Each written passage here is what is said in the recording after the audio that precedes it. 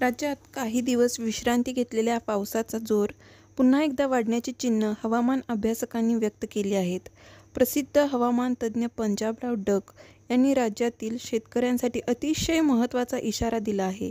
त्यानुसार 7 ते 10 जून या कालावधीत पावसाची सुरुवात होऊन 13 ते 18 जून दरम्यान राज्यभरात मुसळधार ते अतिमुसळधार पावसाची शक्यता आहे.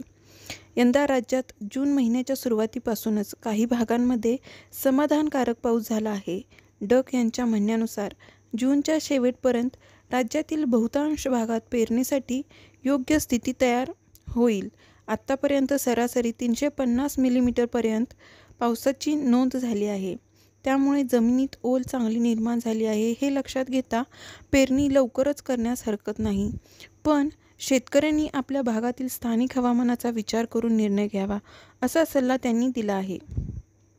हवामान अभ्यासक डक यांनी दिलेल्या अंदाजानुसार पुढील प्रमाणे पावसाची शक्यता आहे. 7 ते 10 जून हलक्यापासून मध्यम स्वरूपाचा पाऊस अनेक भागात पडण्याची शक्यता आहे. तर 13 ते 18 जूनला अनेक भागात मुसळधार ते अतिमुसळधार पाऊस होण्याची शक्यता असून काही ठिकाणी ओढे व नाले वाहण्याची शक्यता आहे. डक यांच्या विश्लेषणानुसार पुढील जिल्ह्यांमध्ये विशेषतः सतर्कता बाळगण्याची आवश्यकता आहे. कोकण व पश्चिम महाराष्ट्र, मुंबई, ठाणे, रायगड, पुणे, सातारा, सांगली, कोल्हापूर या भागांमध्ये दरवर्षीप्रमाणे यंदाही पावसाचा जोर अधिक राहणार आहे. तर मराठवाड्यामध्ये लातूर, नांदेड, बीड, धाराशिव, सोलापूर, परभणी, हिंगोली या भागातही पावसाचा जोर वाढण्याची शक्यता असून अन्नधान्य पिकांसाठी हा काळ महत्त्वाचा ठरणार आहे. उत्तर महाराष्ट्रामध्ये नाशिक, धुळे, नंदुरबार, जळगाव येथेही मोठ्या प्रमाणात पाऊस होणार असल्यामुळे शेतकऱ्यांनी जमिनीची तयारी करून ठेवावी. तर विदर्भमध्ये अमरावती, अकोला, वर्धा, नागपूर, चंद्रपूर, भंडारा, गोंदिया, यवतमाळ, वाशिम, बुलढाणा विदर्भातही 13 ते 18 जून दरम्यान मुसळधार पाऊस होणार असून शेतकऱ्यांनी याच काळात पेरणी करण्याचा विचार करावा. डक यांनी दिलेल्या अंदाजानुसार काही भागात अतिवृष्टीमुळे ओढे नाले वाहण्याची शक्यता आहे.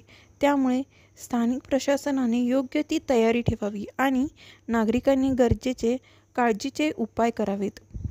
राज्यातील बहुतांश भागांमध्ये जून महिन्याच्या शेवटपर्यंत पेरणीसाठी पोषक हवामान तयार होणार आहे.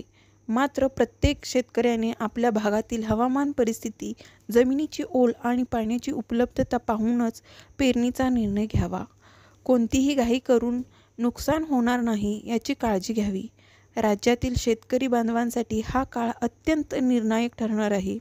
योग्य हवामान, पुरेशी ओल आणि संभाव्य पावसाचा विचार करता या आठवड्यात शेतकामांना गती देणे योग्य ठरेल.